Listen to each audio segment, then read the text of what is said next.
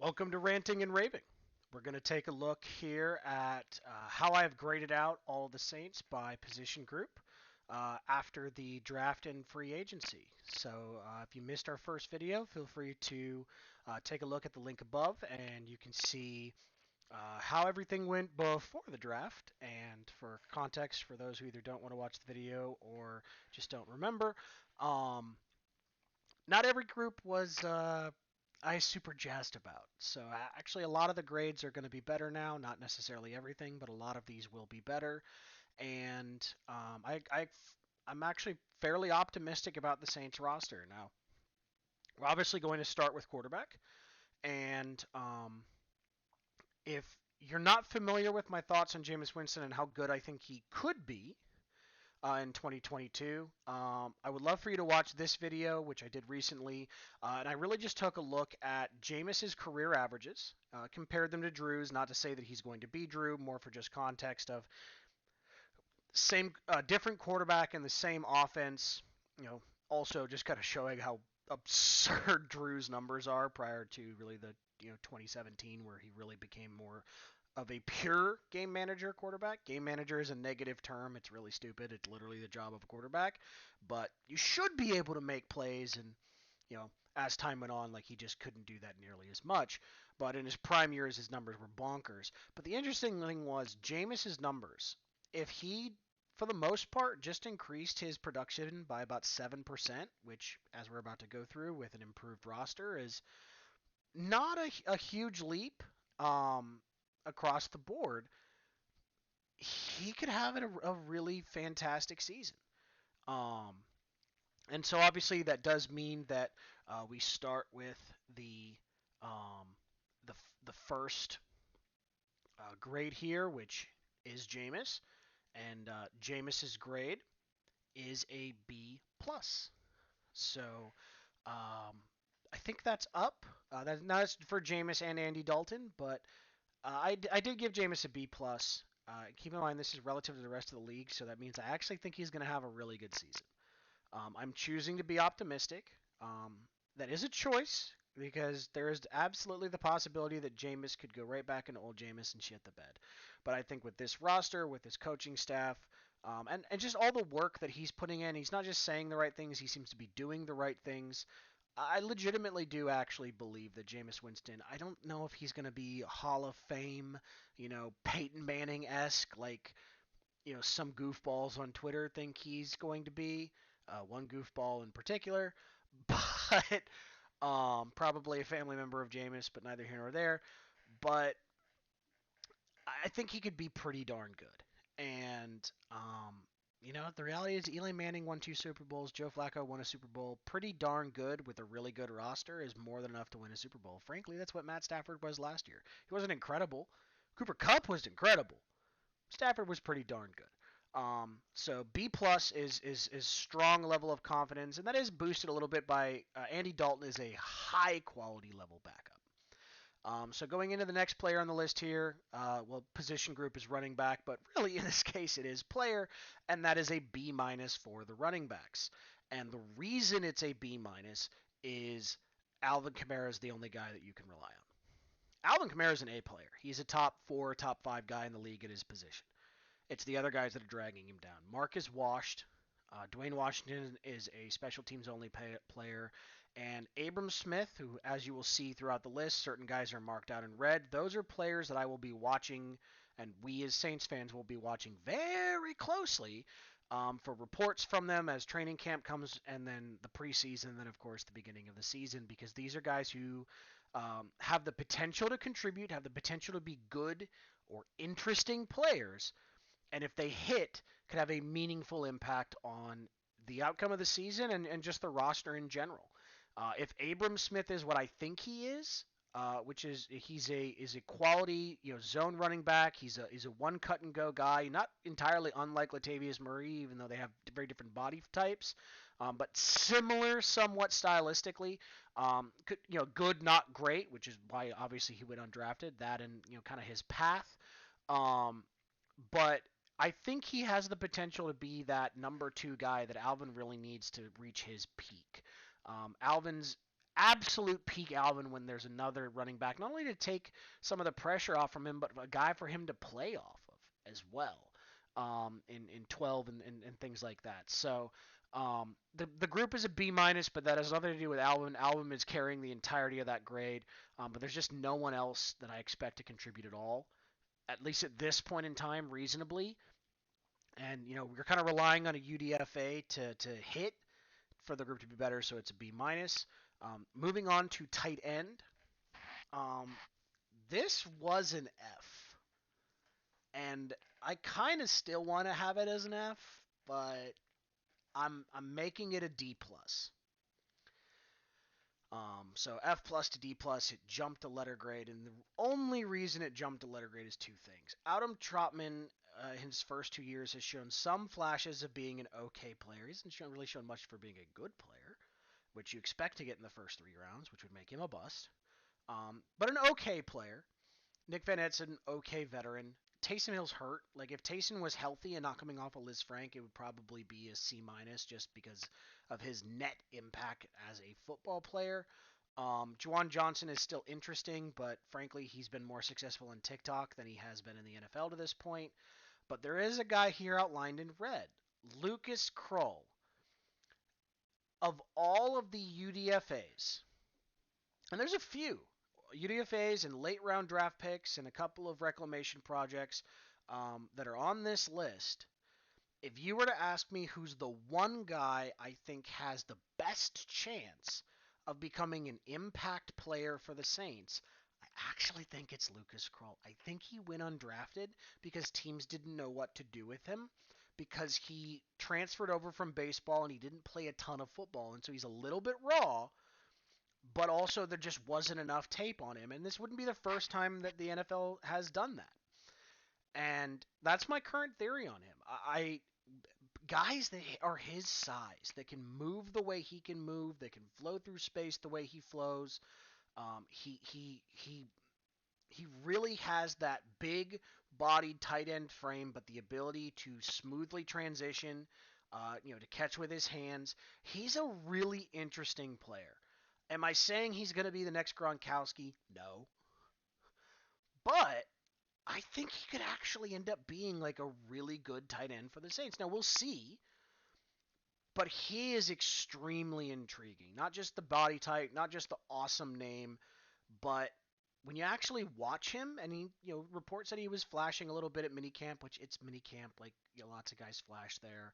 But when you actually watch him and you see some of his attributes, the biggest reason, other than not having kind of iffy hands, but the biggest reason Adam Troutman has struggled to be a useful player in the NFL is because he doesn't separate.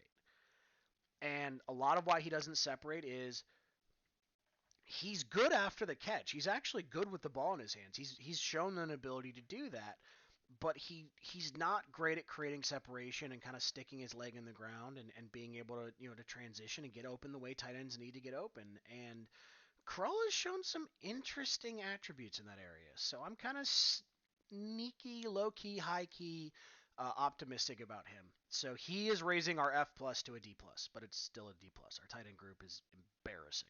It's awful. Now to left tackle. So left tackle is a C plus. The reason that left tackle is a C plus is Trevor Penning, our first round pick, who has incredible talent, great upside, could absolutely be the left tackle of the future. But he's a little bit raw. Now we have a great offensive line coach in Doug Marrone. I actually do think he's going to work out. I think he has the right mentality. I think he has the right work ethic, just from the things that we've heard reported about him. I'm pretty confident. But he's a total unknown, so he just kind of bumps you up from a C to a C plus, and it's a C because James Hurst's a perfectly fine fill-in player. You don't want him as your starter, but if he is your starter, you're not doomed. That's a C player. He is a classic veteran fill-in guy, and so they're okay. They're C plus at left tackle, but if Trevor Penning hits, it's a B, high B, low A right away. But right now, that's where we are. Left guard is a B plus.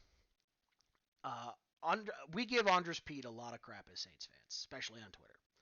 And every now and then he makes a play where he deserves it. But the reality is he's still a very good NFL player who's occasionally great. And you also have solid, depth there. Throckmorton actually played pretty well last year. He played a hell of a lot better than one of the guys he replaced. Forrest Lamp is a guy that the team is still, high on. He's interesting. So when you look at that group as a whole, on just Pete included, it's definitely a B plus to me. Eric McCoy is an A. Like, we don't need to go deep into that. He's an excellent center. He's been excellent since he was drafted. Very, very good player. Eric McCoy is an A. Cesar Ruiz is a big, stinking F. F. I gave out one F to a position group, and right guard got it because Cesar Ruiz is trash. He might be the worst right guard in the NFL. This season really, to me, is going to come down to, like, other than injuries, which obviously is always the caveat, this season to me is going to come down to two things. Can Jameis Winston avoid pressing and forcing the issue and thus going on turnover binges, which really was his biggest downfall, other than bad rosters, all of his years in Tampa Bay, is he would try to do too much, he would play outside of himself, and he would make dumb plays, and it would make a bad situation worse. And they lost a lot of games they should have won because he would do that, because he would put too much on his own shoulders and he would try to do shit he really shouldn't be doing. If Jameis can play with it himself, they'll be fine.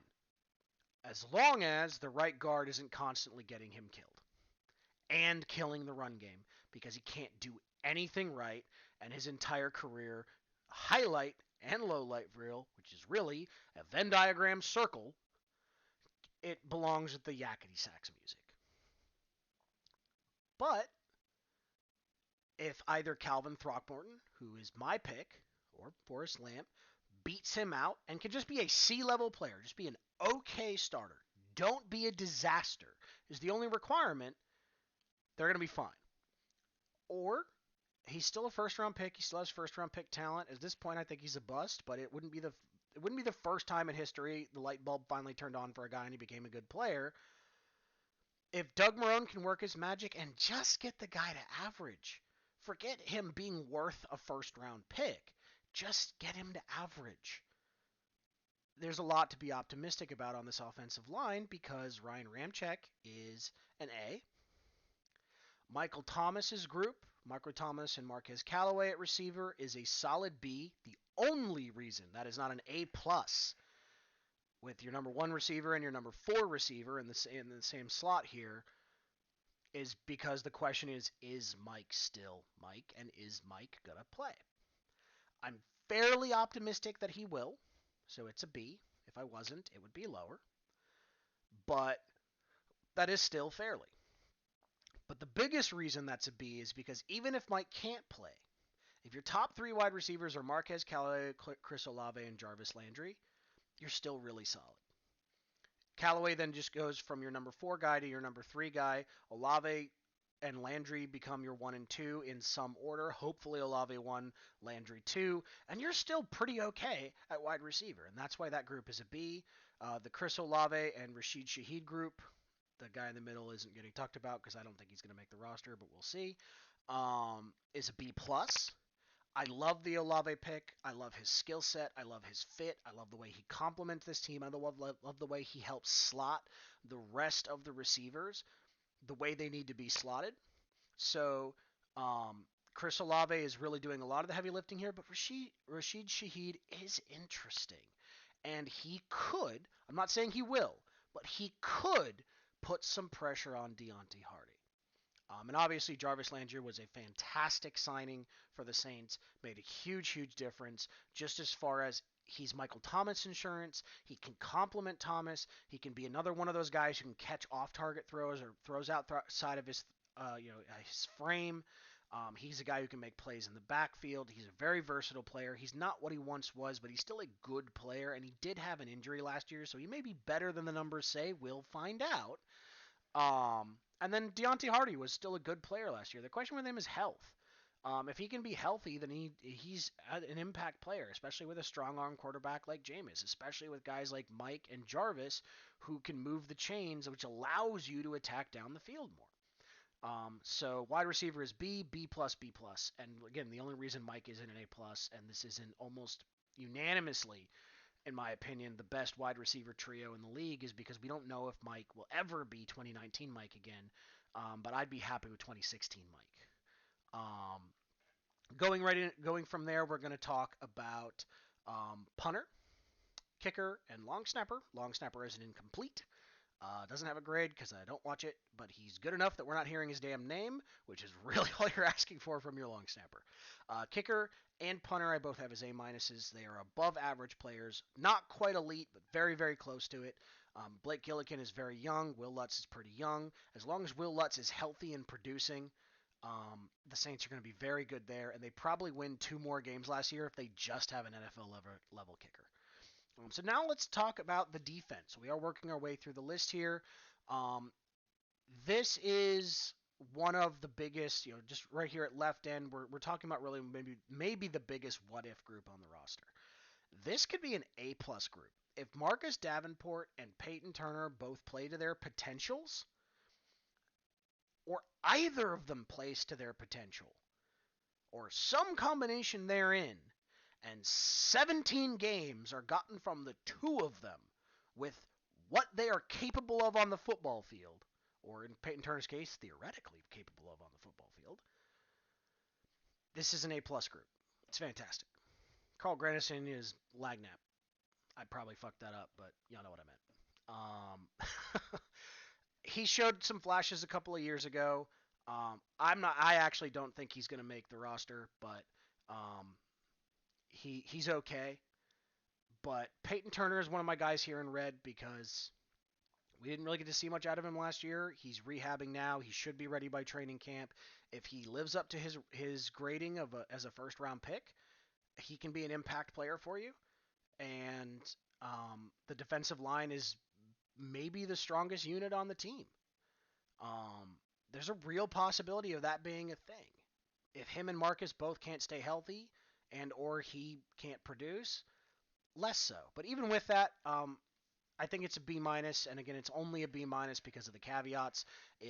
Even if you just said we're going to get 10 games of what Marcus Davenport did last year and 6 games of Peyton Turner and 1 game you might not have both, I'd really honestly give the group a B plus, A minus. But I'm not confident making that statement, and that's why it's a B minus. And then looking at defensive tackles, so our first we'll quickly do David Onyemata. I have him as a B plus. I think he's a very good player. I don't think he's a great player, but I think he's a very good player. He's an impact player for this team. Good against the run, solid pass rusher, makes a lot of plays. Good value guy. Like David Onyemata a lot. Very good player. I actually love the Kentavious Street signing. I think I like it more than some do. I think he's a guy who's going to continue to get better. I think he brings a little bit of, shall we say, sneaky pass rush. Shai Tuttle's solid, but not great. And so I have that group as a B. And Jordan Jackson's another one of my red guys. Again, guys, just a reminder: red outline players are players to watch in training camp and or the preseason. These are the guys who could turn into something. And if any of these players work out, or in Chris Olave's case, are just what we expect them to be, or obviously Trevor Penning as well. If any of these guys are what they could be and or should be, then it raises the grade for the unit even higher. And Jordan Jackson is very interesting from an athletic profile standpoint. He could be that actual pass rushing interior player. He's a very good athlete, but he was taken in the late rounds. Guys get taken in the late rounds for a reason. They're lottery tickets.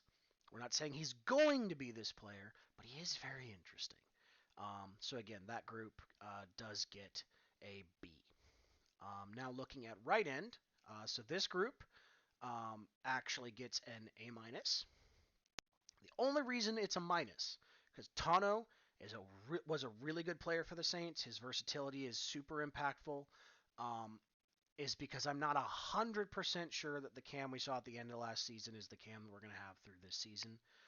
Yes, some of his lack of production through the early and mid parts of the season were because there was no one opposite him and teams were able to focus on him, but some of it was he wasn't playing as well. He wasn't the same player during that time as he was at the end of the year. My theory has been that whatever injury has plagued him, I think it's the quad from a few years ago, and he just finally got into rhythm and got into shape, and his body got back to where he needed it to be, and that extra 3%, 5% of performance, that's the difference from him being, captain almost to closing plays and impacting plays the way that he's used to.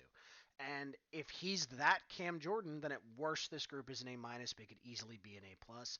The only reason it's not an A or an A plus is because there is that little element of questioning there, and so I dropped it a little bit. Demario Davis is an A plus if you don't know why. A, you don't watch the Saints. B, you don't watch football. Again, if you're a top 4 player in the league at your position, you're an A to an A plus. So Demario still has an argument for being the best linebacker in the NFL. He's definitely a top 4, top 5 guy. So yeah, no problem there. Pete Werner and his group, I do have them as a B plus. I think Pete Werner is going to be a pretty damn good player for the Saints. He was good as a rookie. I think he'll be better this next year. Demarco Jackson's another one of those interesting guys.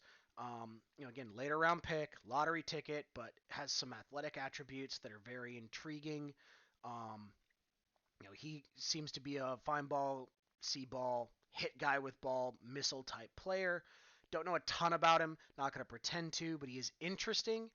And there are some people around the NFL who do know a lot about him who have been very intrigued about his potential to make the team and be an impact player. I gave a D to Caden Ellis and Andrew Dowell, though Dowell has been solid on special teams, so has Caden Ellis. They get a D because they're just not impact players. They don't see the field. They don't really do a whole lot, so you're a D. That's nothing against them. You're a D. Strong safety group, I gave a C plus, and the only reason I was going to give this a B plus, but Marcus May is not only potentially facing a suspension, but is coming off of an Achilles, so he's a B plus player. Now, Marcus was an A plus, A minus to A plus player depending on the play, but always in the A's. And really, if you're being honest, he was an A plus player the whole time. Fans are just mad because of one play 4 years ago. But anyway, um, yeah, Malcolm was still a solid B plus player and sometimes an A last year. So, you know, he's got to live up to that. If he comes back from the Achilles, which guys do recover from that now and return to form, I think he'll be that guy, but there are questions on him, so it's a B plus. And then Gray's an amazing special teams player. Sorensen's a solid special teams player, and if he sees the field, Mina Kime's going to have those memes ready to fire because he's awful. And then you have the free safety group, and we've got 2 reds here. Now, I'll be honest, Smoke Monday, like 70% of the reason he's in red is because he's got an awesome name, and I love it when guys with awesome names make teams. But also, he's an interesting player. Um, will he make the team? Probably not. Could he be a practice squad guy or even a mysterious foot injury and goes on IR at the very end of training camp guy? Possibly. Um, Especially now that you can return a lot of players. Justin Evans though is a legit interesting guy. Was a second round pick, has great talent, hasn't been able to stay healthy. You know, there was some conversation about him looking really good in minicamp. Again, it's minicamp. You only look into that so much, but he's had a lot of potential. He hasn't been able to be healthy, hasn't been able to be on the field, but that is an intriguing player. And of course, Tyron Matthew. The Honey Badger came home, was easily the coolest moment of the offseason. He's not as great as he once was, but he's still very, very good. The group gets a B plus because the 2 guys behind him are big question marks, and Marcus May does have some positional versatility, but then you're playing Sorensen, which is its own problem, and PJ Williams could play in places, but that whole mix and match in the safety group is why it's dropped down to a B plus. I do think Tyron Matthew is an A minus player, but I'm dropping it a little bit just because of the lack of depth. CD, also known as Gardner Johnson, is a B. If the position group was a menace slash general nuisance to the opposition and occasionally his teammates, he'd be the A plus plus plus plus plus plus player in the NFL. But he does occasionally get beat when he shouldn't. Now, he does make a lot of impact plays, and he absolutely affects games, and he absolutely affects winning. But overall, I have him as a B player. Bradley Roby and PJ Williams are C pluses. That's not an insult. They're depth guys. PJ makes plays, but he's a move all around, jack of all trades, master of none, sign him on recurring 1-year deals type guy. You're a C plus player in the NFL. You're perfectly fine. You're valuable, but you're a C plus. What may surprise some people is I do have the other cornerback group from Lattimore here, Adebo and Alante Taylor. I actually have them as a C plus, and I'll tell you why. The only reason it's a C plus is I have questions. Adebo's on your red list. Does he make the second-year leap? Does he get better at corner? Does his technique get clear? Does he read things better? Does he play things better? Does he become more consistent? If yes, that was a great draft pick. You're doing really well. You have a really, really good duo. One of the better cornerback duos in the league, and that grade instantly goes up. Does Alante Taylor, who has S tier talent, his measurables, especially you look at, people like Richard, like the type of corners they've worked with before, you look at his measurables. If he comes in and is just amazing from the get-go and is just one of these guys where he's really, really smart and he picks up the playbook and he just the technique clicks and he steals the starting job from Paulson Adebo, which isn't the likeliest thing in the world, but it's not impossible, and it's not it's closer to like 0 on a number scale than it is like positive or -1. Like, it is absolutely in the realm of possibility, but I wouldn't put a bet on it. He could do that, and also you'd be pretty happy about that. But again, both of these are big ifs. I'm not super confident I know which it'll be, or if it could be number 3 and your other cornerback spot is kind of in flux all year, and it's not necessarily. I don't think it'll be a problem, but it could be inconsistent. And that'll be the difference between this being a great defense and a pretty good defense. And of course, Marshall Lattimore is an A. Like, there's no reason at all for discussion of that. Like, not even going to entertain it. So here's the grades. This is where we are looking at each of the position groups. I hope you guys enjoyed this. I hope you found it interesting, entertaining. It is the off season, so I am going to be having a little bit more content like this, but as we get into training camp, and then of course the preseason, the regular season, not only will videos be very regular, at least 2 Saints-related videos a week, and at least one other video every week of some other topic that I find interesting, where I might be ranting and raving. I might just be discussing and ranking things. It'll depend on what we're talking about. But if you did enjoy the content, always appreciate the support. And if you disagreed with any of the grades or how I did things, feel free to let me know in the comments section. Always happy to engage and have a conversation, but do appreciate the support. Do all those wonderful YouTube things, like, comment, subscribe. Hit that little bell icon you see on the screen. That'll let you know when the next videos come out. Very much appreciate it. Hope you guys have a great day, and can't wait for the season to get started.